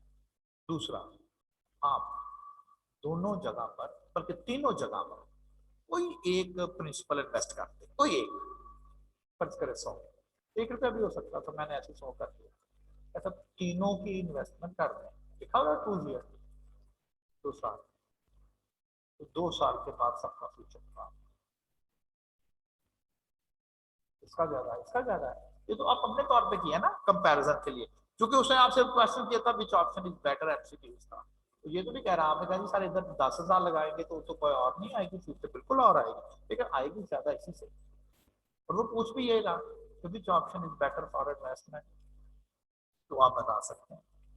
2 टेक्निक्स है, या तो आप लोग इसको जो है इस टेक्निक को, या तो आप सबको रेट इक्विवेलेंस कर दें, एनवर रेट बना दें, या तीनों जगह पर 1-1 रुपया लगा दें। चले 1-1 रुपया लगा लें, वो सब जगह से जिसमें से ज्यादा आ जाएगा वही आपके लिए बेटर ऑप्शन आ जाएगा। Which option is better for investment for 2 years? 8% interest compounded quarterly, ये तो वही है। 9% कंपाउंडेड सेमी एनुअली, ये वही है। 10% सिंपल इंटरेस्ट, बदल गया, बदल गया। अब जो आप रेट इक्विवेलेंस की बात करते हैं वो तो टोटली फर्क हो गया। क्यों? सारे पहले थे तो कंपाउंडिंग ही है ना, कंपाउंडिंग थे, इसको आपने सब में एनबडी किया। यहाँ तो 2 स्कीम ही डिफरेंट हो गई, ये कंपाउंडिंग है, ये कंपाउंडिंग है, और ये क्या है, सिंपल इंटरेस्ट है, तो स्कीम ही डिफरेंट हो गई। अब आप क्या करें, बजाय इसके रेट इक्विवेलेंस तो हो नहीं सकता, इफेक्टिव रेट तो बन नहीं सकते, क्योंकि आप ओवर द ईयर वो कंपाउंड इंटरेस्ट है, वो सिंपल इंटरेस्ट है, ये भी तो नहीं ना आपने बराबर किया। वहां तो थे सारे कंपाउंड इंटरेस्ट, सिर्फ आपने उनको ईयर बराबर किया। यहाँ ईयर बराबर आपने सारे साल में कर दिए, लेकिन ऊपर वाले कंपाउंड है, नीचे वाला सिंपल है। अब आप इसके ऊपर ये टेक्निक इस्तेमाल कर रहे हैं, 3 जगह पर दे रहे हैं आपको वो ऑप्शन, जिस जगह पर ज्यादा पैसे होंगे वही बेटर ऑप्शन होगी। तो मैंने उसी प्रॉब्लम को उसी तरह से लिया। 117 रुपए, 119 रुपए, 120, अब भी ये बेचता है, चाहे वो सिंपल इंटरेस्ट क्यों ना हो। पैसे थोड़े कम जरूर हुए हैं, 120 की बजाय 121 की बजाय 120। तो ये यही ऑप्शन बेहतर थी। क्यों मैंने उसको पहली ऑप्शन से नहीं किया, ये वाली, कि इसमें कम से कम स्कीम तो सारी कंपाउंडिंग है ना। फिर तो बात बनी, यहाँ 2 चीजें तो एक चीज को बदल के सेम कर दिया। यहाँ तो स्कीम ही एक कंपाउंडिंग है और एक सिंपल है, तो यही एक ऑप्शन बचती है कि आप तीनों जगह इन्वेस्टमेंट करके देख लें, जहां ज्यादा पैसे बचते हैं वही आपके लिए बेटर इन्वेस्टमेंट है। हाँ जी, क्लियर ये पॉइंट। अच्छा, एग्जाम्पल है, अब समझ लें ये तीसरा एक इफेक्टिव रेट कैलकुलेट करने का मेथड, जब आपके पास इंटरेस्ट थोड़ी सी डिफरेंट, वो क्या है। कहता जी कि 2013 में वो 12% रेट आपको दे रहा था और देखा नहीं हुआ, तो एनुअल रेट, ये एनुअल रेट 14 में 20% है और 15 में 18%। कहता ये 3 एनुअली रेट्स हैं, इनका इफेक्टिव रेट निकाल लो। ये तो पहले इफेक्टिव है, एक्चुअली कह रहा है अब 3 नॉमिनल रेट्स नहीं है, ये तीनों इफेक्टिव है, इसका एक सिंगल इफेक्टिव रेट निकाल एवरेज करते हैं। सेंसेबल है ना, इसलिए सेंसेबल है कि ये तीनों के तीनों जो हैं सेम एवरेज करते हैं। मैंने जरा इसको कैसे एवरेज कैसे करते हैं, इफेक्टिव रेट, आपने कहा जी कोई पहला पहला फार्मूला है यूज कर लें क्या। अब चूंकि यहाँ पर आपके पास इन्वेस्टमेंट नहीं है, नहीं ना इन्वेस्टमेंट, आप अपनी मर्जी से इन्वेस्टमेंट ले, अब उस इन्वेस्टमेंट को 3 रेट्स के साथ बढ़ाना है, वही फार्मूला दोबारा यूज कर रहा हूं। फर्क क्या है, यहाँ पहले नॉमिनल रेट लिखे गए थे मैंने 2, अब यहाँ तीनों के तीनों इफेक्टिव ही लिखे हुए, इफेक्टिव ही लिखे हुए, दैट्स ऑल। वैल्यू फाइंड कर दी मैंने, ये वाला फार्मूला बोल लगा दिया। अब मैंने अपनी मर्जी से एक प्रेजेंट वैल्यू ली, ये उसका मैंने फ्यूचर वैल्यू बना दी 3 साल के बाद, ठीक है ना, तो 3 है ना ये, और देन मैंने ये कैलकुलेशन। एक और चीज की जरा गौर करें, ये सिंप्लीफाई होकर क्या रह क्या चाहिए, डायरेक्टली जिसे मैं कहता हूँ करना हो। अगर आपने इसको डायरेक्ट करना हो देखिए ये इसके साथ कैंसिल हो जाएगी, श्योरली कैंसिल। ये क्या चीज है? ये है 1 प्लस जो इंक्रीज रेट है, ठीक हो गया। ये क्या चीज है? ये 1 प्लस दिस है। ये क्या चीज है? ये 1 प्लस दिस है। कितनी है? 1 2 3 पावर 1/n-1। मैंने इसके लिए लिखा ना फार्मूला, मैंने इसके लिए लिखा। तो फिर अगर मैं इसका शॉर्टर वर्जन करूं हर जगह पर, तो क्या बन गया? आप कहता जी 1 प्लस आर, और ये पता प्रोडक्ट की नोटेशन है, आप इस तीनों का प्रोडक्ट करेंगे और माइनस 1, कल दूसरा तीसरा 1 कोई आंसर आएगा। इस खपत में जाने की जरूरत नहीं है। तो ये कब यूज करना है? इफेक्टिव रेट के लिए। ये कब यूज करना है? जब इफेक्टिव रेट ही गिवन हो। या तो वो जो दो फार्मूले मैंने दिए उनमें से ये वाला यूज कर ले, या उसमें शॉर्टर वर्जन यूज कर ले। तो बेसिकली अब आपके पास अगर कहना चाहें आप कि इफेक्टिव रेट्स के लिए अब 3 मुख्तलिफ आपके पास इंफॉर्मेशन आ गई। ये बड़ा इंपॉर्टेंट है, एग्जाम में अक्सर ये प्रॉब्लम आता है जी, इसका बताएं इसका बताएं इसका बताएं। तो आप ऐसा समझ लें, एक फार्मूला तो ये है व्हेन सिंगल नॉमिनल रेट,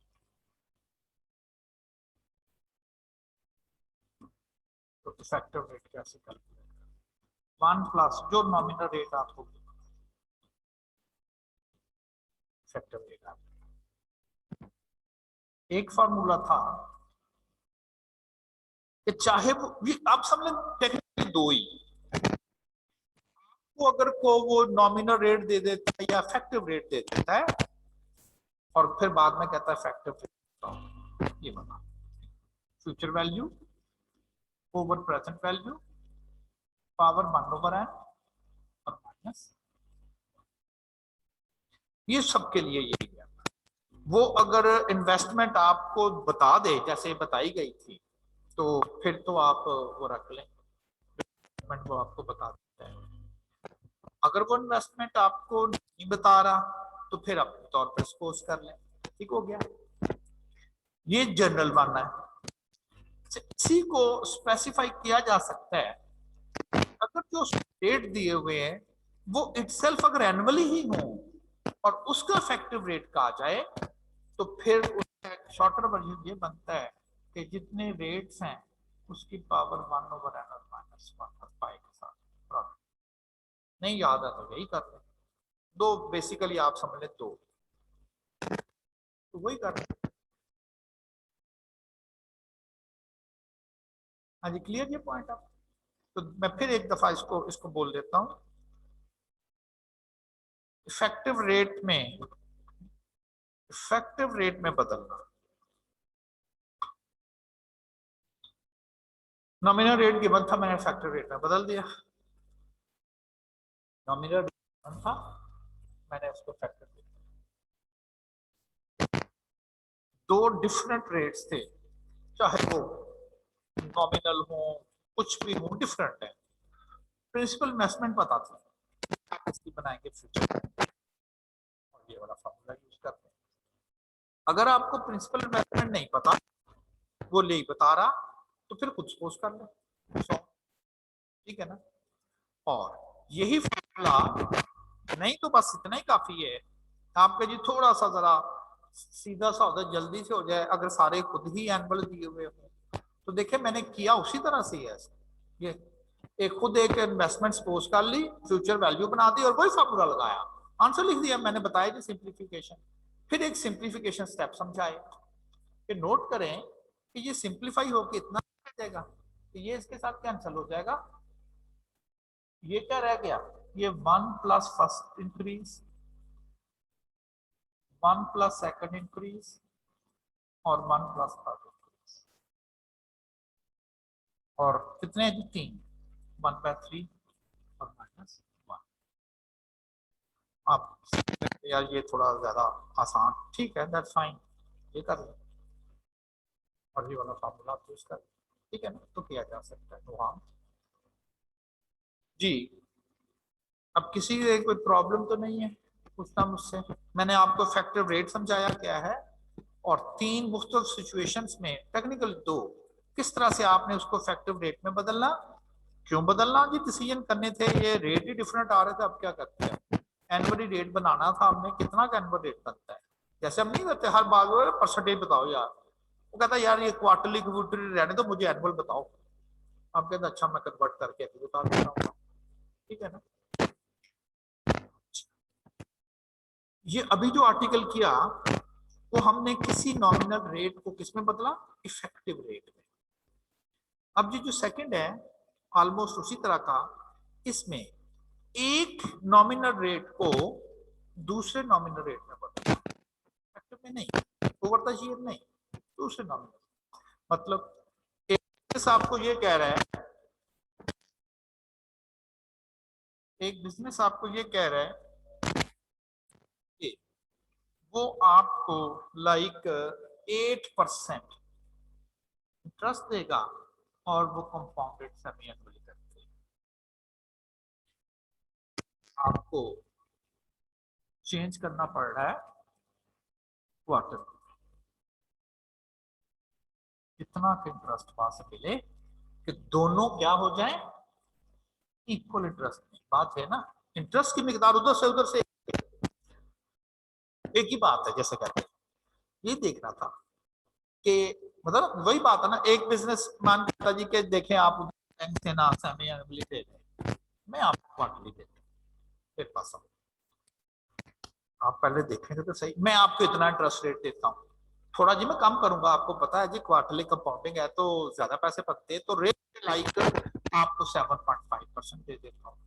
अब आप आ जाइए मेरे पास, आपने करना है ना कि आपको बेनिफिट है कि नहीं है, तो आपने करना है, या वो कहता है जी मैं 7.5 दूंगा, मैं क्वार्टरली कंपाउंडिंग करूंगा जिसकी वजह से आप ज्यादा मुझसे पैसे, शायद ये ज्यादा है तो शायद बराबर हो, तो पहले देखो बराबर कहां पर होता है, कितने परसेंट रेट आपको यहाँ पर जो इंटरेस्ट मिलेगा, यहाँ पर जो इंटरेस्ट मिलेगा वो बराबर होगा, तो पहले ये तो कैलकुलेट करो, 7.5 ही बनते हो आपने भाई, 7.5 पे तो उतने बनते हैं जो मुझे वहां 8% से मिल रहे थे, इसको बढ़ाओ तो मैं आपके बैंक में आ जाता हूँ। अब ये भी नॉमिनल है, दूसरा भी नॉमिनल है, नॉमिनल को नॉमिनल में कैसे कन्वर्ट करना, नॉमिनल्स को आपस में किस तरह से कन्वर्ट करना है, इनको हम क्या बोलते हैं, इक्विवेलेंट रेट्स। अगर आपको इधर 8% और इधर 7.5% सेम प्रॉफिट दे तो ये दोनों रेट इक्वल तो नहीं है, वो 8 है वो 7 है, ये 5 है, इन्हें क्या बोलते हैं, ये इक्विवेलेंट है, बात एक जैसे पैसे आपको वहां से मिलेंगे। मैं क्वेश्चन करता हूं फिर इसको हम सॉल्व करें, कहता at what nominal rate, at what nominal define करना है, compounded quarter will a principal rate to the same amount, कहता उतने पैसे मिलेंगे अगर वो दूसरी जगह रेट हो 8% और कंपाउंडेड हो सेमी, कहता है कि 8% सेमी एनुअली आपको उतने ही पैसे जनरेट करके दे अगर कंपाउंडिंग क्वार्टरली कर दे, रेट होना चाहिए कि आप कहेंगे इधर से भी उतने पैसे मिलेंगे और इधर से भी उतने पैसे मिलेंगे, तो सेमी एनुअली 8% कितने परसेंट क्वार्टरली के बराबर है, इक्विवेलेंट है, इसका मतलब बताऊं क्या है, आप दोनों के एनुअल रेट बना दें, इफेक्टिव बना दें, बनाए इसका इफेक्टिव रेट बना दें, इसका इफेक्टिव रेट बनता है जी 0.08 बाय क्या है ये सेमी एनुअल, इसका इफेक्टिव रेट ये बन गया 2 और माइनस, इसका बना दो 1 प्लस रेट मालूम करना है, एक्स कर देते हैं, कंपाउंडिंग क्वार्टरली 4 माइनस 1, ये भी इफेक्टिव रेट है, ये भी इफेक्टिव रेट है, ये सेमी एनुअली का इफेक्टिव है, ये क्वार्टरली का, कौन सा बड़ा जी, दोनों इफेक्टिव, दोनों साल में हो गए बराबर हो गए, -1 से कैंसिल हो गया, एक सिंपल फार्मूला क्या बन गया, कहता जी अगर आपने इक्विवेलेंट रेट कैलकुलेट करने हो एक रेट मालूम होगा वो यहाँ लगा दीजिएगा, जो नहीं मालूम वहां एक्स लगा दीजिएगा, एक्स के लिए सॉल्व कर देंगे, आपके लिए रेट आ जाएगा।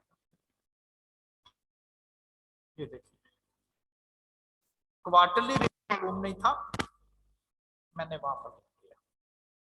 एनुअली सेमी एनुअली रेट मालूम है, वो मैंने लिख दिया, 1 के साथ 1 कैंसिल कर दिया, ना लिखा करें, बस ये रह गया क्या जी। जो रेट मालूम नहीं है उसकी जगह एक्स कर दिया, दूसरा रेट मालूम होगा उसकी जगह वो लगा दिया, क्वेश्चन सॉल्व कर दिया।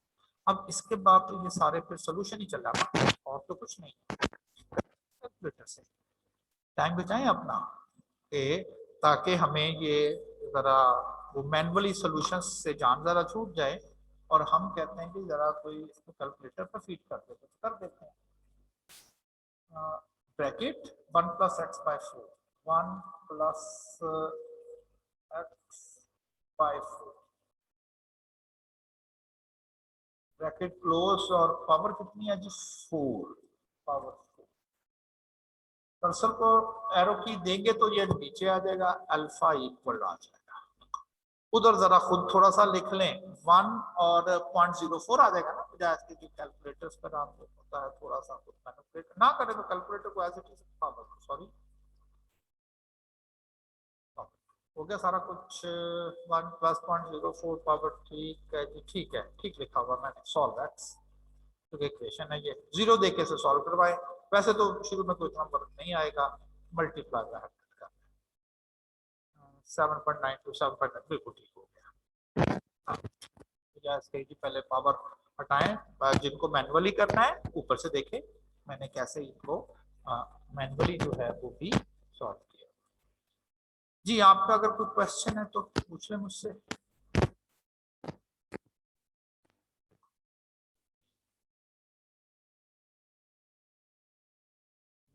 ये एग्जाम का प्रॉब्लम है, बस आ गई है, ठीक है, इक्विवेलेंट रेट हो गया, ये एग्जाम का बस इंटरेस्टिंग है। इस तरह के 2-3 उसने ना थोड़ी थोड़ी चेंज करके आपको दिए हुए। Asim and Moazzam invested ₹10 million each, हर एक ने 10 मिलियन लगाए, कंपाउंडेड क्वार्टरली, कंपाउंडेड क्वार्टरली हो रही थी पर 5 साल। दोनों ने 10 मिलियन इन्वेस्ट किए, दोनों की कंपाउंडिंग क्वार्टरली है और 5 साल तक उनकी इन्वेस्टमेंट है। After 5 years Azam has 20% more than Moazzam. Azam का जो फ्यूचर वैल्यू है वो मौजम की फ्यूचर वैल्यू से 20% ज्यादा है। आजम रेट इज 10%, अब पता नहीं कितना रेट मिल रहा था, ठीक है ना, हमें ये नहीं पता कितना रेट मिल रहा था। कहता है अगर आजम के पैसे ज्यादा बने हैं तो फिर आजम का रेट ज्यादा होगा, क्योंकि इन्वेस्टमेंट दोनों की 10 मिलियन है, कंपाउंडिंग दोनों की क्वार्टरली हो रही है, दोनों की 5 साल के मौजम के पास पैसे क्यों ज्यादा हो गए, 20% ज्यादा हो गए। क्या ज्यादा पैसे लगाए? नहीं, सेम लगाए। क्या उसने ज्यादा साल तक इन्वेस्टमेंट की? नहीं, 5 साल, फिर ज्यादा, उसका रेट ज्यादा होगा। कहता Azam rate is 10%, find the Moazzam rate. अच्छा, रेट फिर फर्क होगा, तभी तो फिर आजम के पास पैसे ज्यादा आए हैं, इन्वेस्टमेंट वही है, टाइम वही है, कंपाउंडिंग वही है, तो फिर जरूर उसकी इन्वेस्टमेंट ज्यादा होगी। अब इसको इक्वेशन की तरह सॉल्व करते हैं। आप फ्यूचर वैल्यू कैलकुलेट कर, 5 साल के बाद फ्यूचर, फॉर्मूला था present value,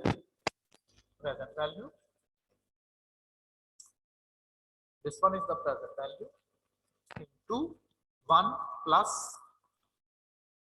rate of interest over 4 into 20. This is the Azam's future value. मौसम की भी कर लें, मौसम का रेट मालूम करना, वो रेट की जगह एक्स कर दीजिएगा। ये बहरहाल आजम और मौसम की फ्यूचर इक्वेशन देखें कैसे। कहता आजम हैज 20% मोर देन मौसम, ये हो गई फ्यूचर वैल्यू फॉर मौसम और ये हो गई फ्यूचर वैल्यू फॉर आजम। क्या रिलेशन है? अगर आप मौसम की फ्यूचर वैल्यू को 20% इंक्रीज कर दें तो आजम की फ्यूचर वैल्यू ऑफ आजम इज इक्वल टू, इसको 20% ज्यादा कर दें, फॉर्मूला आता है ना, फ्यूचर वैल्यू ऑफ आजम इंक्रीज बाय 20%, बार बार तो नहीं करना, बस 20%। इसके मुताबिक 1.2 future value of Mosam, then it becomes the future value of Azam। ये लिखा हुआ ना, मैंने दोनों की फ्यूचर वैल्यू निकाल ली। अब उन future value future value of Azam, future value of Azam ये है, ये लिख दिया। Future value of Moazzam 1.2 future value of Moazzam के बराबर होगी। इक्वेशन में वैल्यू पुट कर रहा है ना, 1.2 और फ्यूचर वैल्यू ऑफ मौजम ये है, उसकी जगह पे लिख दिया, इक्वेशन बन गई।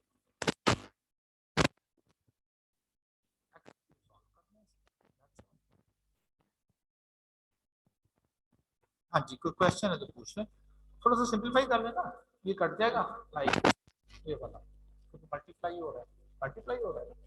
और बाकी फिर ठीक है, कैलकुलेटर को डाल दे, करो भाई, ये देखना, ये वैसे कैलकुलेटर को डाल दे, वो आपके लिए एक्स कैलकुलेट कर दे। जी कोई क्वेश्चन हो तो, ये एग्जाम में आया था कि जी उसकी फ्यूचर वैल्यू रेट ऑफ, अब देखिए ना, ये चीजें वो है जिसमें जी रेट ऑफ इंटरेस्ट क्या एडवर्डेट से निकालना है या क्या निकालना है, भाई उसने आपको एक इक्वेशन की तरह का डेटा दिया है कि आजम हैज 20, मौजम की वैल्यू फ्यूचर वैल्यू को 20% बढ़ाओगे आजम की वैल्यू बनेगी। आप दोनों की फ्यूचर वैल्यू ले, आप कहेंगे आजम मौजम का रेट तो पता नहीं, ये तो मालूम करना, एक्स रख दो, अलजबरा एक्स रख दिया और एक्स के बाद उसको सॉल्व किया तो उसकी फ्यूचर वैल्यू जो है वो आपके पास आ जाएगी। जी अगर आपने पीछे से कोई, चूंकि मैं नया आर्टिकल, अब वैसे भी आपके क्लास का टाइम ऑलमोस्ट हो चुका है, लेकिन नया आर्टिकल एनुटी वाला वो फिर हम नेक्स्ट स्टार्ट करेंगे इंशाल्लाह ईद के बाद, लेकिन अगर कोई क्वेश्चन है तो आप मुझसे पूछें।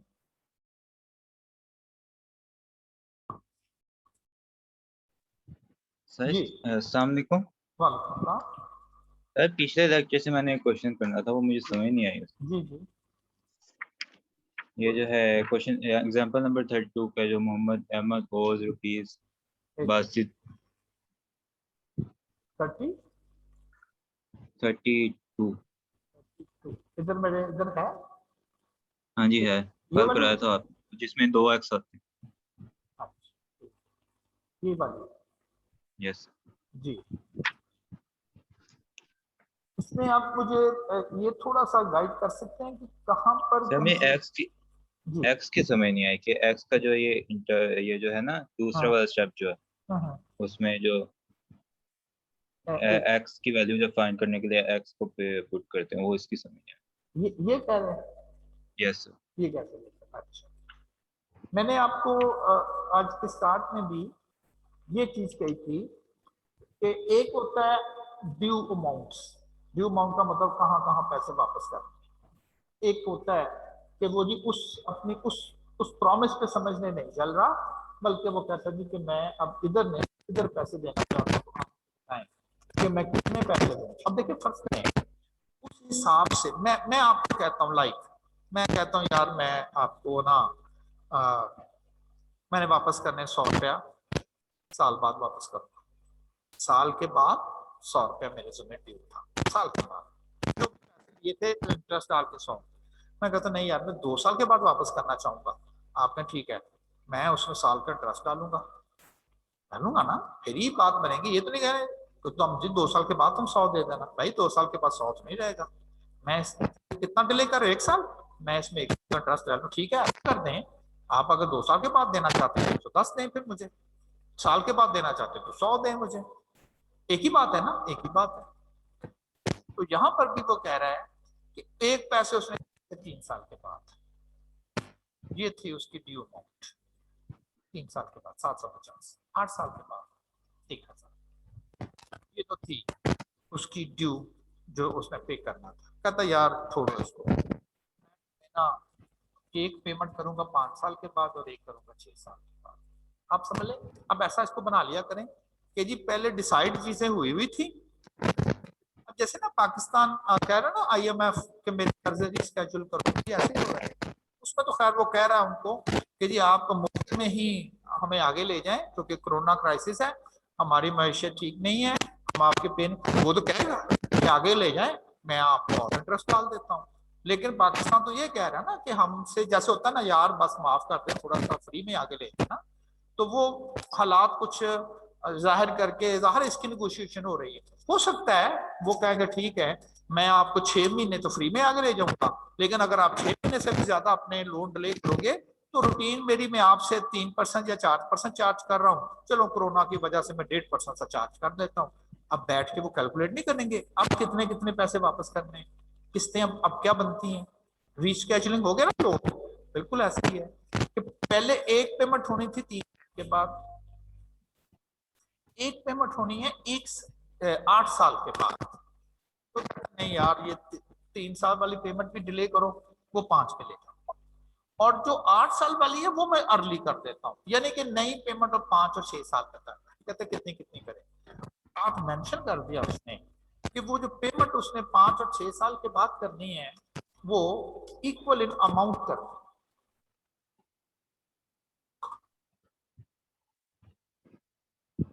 जी कुछ कहना यस चाहते सर। हैं? जी जी बोलिएगा। सर मैं ये कह रहा हूँ कि ये जो है ये जो इंटरेस्ट पड़ा है वो किससे से ये जो है कि किस से ये जो है कहाँ से पड़ा है? ये 5 और 6 के दरमियान, 5 और 6 के ईयर के दरमियान पड़ा है या पीछे से 5 और ये जो प्रेजेंट वैल्यू के दरमियान पड़ा ये जो 750 रुपए उसने वापस करने हैं, क्या इसमें इंटरेस्ट शामिल है ना? शामिल है। है? यस। उसने लोन तो यहाँ कहीं दिया होगा, अगर वो यहाँ पैसे वापस कर रहा है तो इंटरेस्ट डाल के उसने बता दिया 750, इसमें भी इंटरेस्ट डाला और क्या दिया 1000 रुपया, ये तो उसके पास है ड्यू अमाउंट। अब आपने पेमेंट्स कहता है जी कि मैं एक पेमेंट करूंगा 5 पर 1 से, कहता है पहली जो की थी ना बातें आपसे 3 साल और 8 साल वाली वो छोड़ो यार, अब जरा नई बैठ के पेमेंट बना दी उसने। उसने कहा जी मैं एक पेमेंट करूंगा 5 साल के बाद और एक करूंगा 6 के बाद। जाहिर है पहले जिस तरह जो लोन था पता नहीं कितना था, उस हिसाब से अब इसमें थोड़ा सा लोन ऐड होगा क्योंकि ये पेमेंट लेट और इसकी पेमेंट जल्दी कर रहा है, ये थोड़ा सा सब्ट्रैक्ट भी होगा। तो क्या आपने करना है, आपने क्योंकि इक्वल अमाउंट है 2 पेमेंट्स पता नहीं कितनी है, तो मैंने 5 साल की पेमेंट को भी एक्स कह दिया और 6 साल पे पेमेंट को भी एक्स कह दिया। अब ये उसकी पेमेंट्स हैं जो उसने करनी थी और ये वो पेमेंट्स है जो अब करेगा। वही बात कि जी पहले पाकिस्तान ने 2 साल के बाद और 1 साल के बाद पैसे देने थे, लेकिन IMF कहता चलो यार डिले कर दो 4 साल और 8 साल कर दो। क्या फार्मूला पड़ा? सबसे पहले तो आप बनाएंगे value of amount due at 6 year. 6 year को क्या कहा मैंने? Reference date. मैंने कहा था किसी भी वैल्यू आपने एक रेफरेंस डेट बनानी है, सबको वहां इकट्ठा कर देना बस, दैट्स ऑल। किस किस को? इसको भी रेफरेंस डेट पर देके जाए। अब ये 3 साल के ऊपर जो 350 है, अगर आप उसे 3 साल के बाद लेके जाएंगे तो 3 साल का इंटरेस्ट इसमें मजीद ऐड होगा 6% के हिसाब से कंपाउंडेड सेमी एनुअली। तो देखें ये मैंने 3 साल का लिखा हुआ क्योंकि ये 2 into 3 है। क्या ये बात आपने पिक की है? यस सर, मुझे एक्स की समझ नहीं आई, ये जो इंटरेस्ट पड़ा है एक्स पे वो कहाँ से पड़ा है? एक मिनट, ये अच्छा ये क्लियर है आपको? ये यस सर, ये ऊपर वाला चलो क्लियर। चलो ऊपर वाला क्लियर है। अब जरा पेमेंट्स करो। Value of payments at 6 year, यहां उसने कुछ पैसे अदा करने हैं, कितने एक्स। अगर मैं उसको कहूं कि यहां की बजाय वो 1 साल के बाद पैसे अदा करें, एक्स को 1 साल के बाद ले जाए, यहां वो एक्स रुपीज है, 1 साल के बाद वो एक्स ही रहेंगे, बढ़ नहीं जाएंगे। उसका 1 साल के बाद का फ्यूचर कितना होगा ये हो जाए। क्या ये बात समझे आप? Yes sir. एक्स एक रुपए है जो बताने हैं कितने वो रुपए हैं वो एक्स है, और कहता है ये तो अब है ना, 1 साल के बाद कितने हो जाएंगे, आप कहेंगे इसका फ्यूचर बना देते। अगर मैं ये 20 कहता तो ये 20,000 का फ्यूचर ऐसे नहीं बनना था। अब ये एक्स वैल्यू, एक्स क्या है, रकम वो बतानी है। तो एक्स एक रकम है जिसका पता नहीं है, वो रकम 1 साल के बाद कितनी हो जाएगी, वो हो जाएगी 1.03 स्क्वायर ऑफ एक्स, ये इतनी हो जाएगी। ये भी आ गई रेफरेंस डेट, जो कि ये हो गई। अब दूसरी भी एक्स, दूसरी पेमेंट, उसको भी रेफरेंस डेट पे लेके जाएं, वो दूसरी पेमेंट तो है ही रेफरेंस डेट पे प्लस एक्स। अब ये value of amount due at reference date, ये वैल्यू ऑफ पेमेंट्स जो कर रहा है एट रेफरेंस डेट, दोनों क्या होना चाहिए, इक्वल। अब जब सर आप समझा अभी। जी इसको सर एक्सेस में से कॉमन ले लें, अंत ये मैंने किया। ओके कर्जे सर। जो देने थे, अब जो नई स्कीम है बराबर कर दिया करें। एक वैल्यू आप अपनी कोशिश करें, मतलब क्या करें, फिर शायद आपको ज्यादा क्लियर हो। आप ना जरा इसको ना इधर ले आए रेफरेंस डेट, इसको भी इधर ले आए, आगे दोनों। अब एक्स को भी 5 साल पहले ले जाए और इस एक्स को 6 साल पहले, फिर सॉल्व करके देखें, एक्स यही आंसर आए। कभी इसको रेफरेंस डेट बना दें, कभी इसको बना लें, कभी इसको, कभी इसको, कभी प्रेजेंट को, किसी जगह पर दोनों जो ड्यू अमाउंट्स हैं उसको भी वहां ले जाएं, जो पेमेंट्स करनी है वो उसको भी वहीं ले जाएं, दोनों बराबर करके जो अननोन है वहां से आप उसको सॉल्व करें। हाँ जी, क्लियर पॉइंट हो गया आपको? Yes sir. चलो, कोई और क्वेश्चन भी किसी का, प्रीवियसली भी अगर किसी ने पूछना हो मुझसे। जी सर कल क्लास होगी? नहीं जी, कल से आपकी ऑफ है, और अब आपका आई थिंक मंडे को आपकी जो रेगुलर क्लासेस हैं, और उसी स्केड्यूल में, जिस स्केड्यूल में आप पढ़ रहे थे, यानी कि 9 o'clock, फिर ट्यूसडे को 9 आज में थोड़ा मुझे आइडिया नहीं रहा, और बाकी यानी कि वही स्केड्यूल है। तो लेकिन कल से बस क्लासेस आपकी ऑफ हैं, और मंडे से आपका रेगुलर टाइम टेबल के मुताबिक आपकी क्लासेस हैं। Okay sir. जी, और किसी का कोई क्वेश्चन हो तो?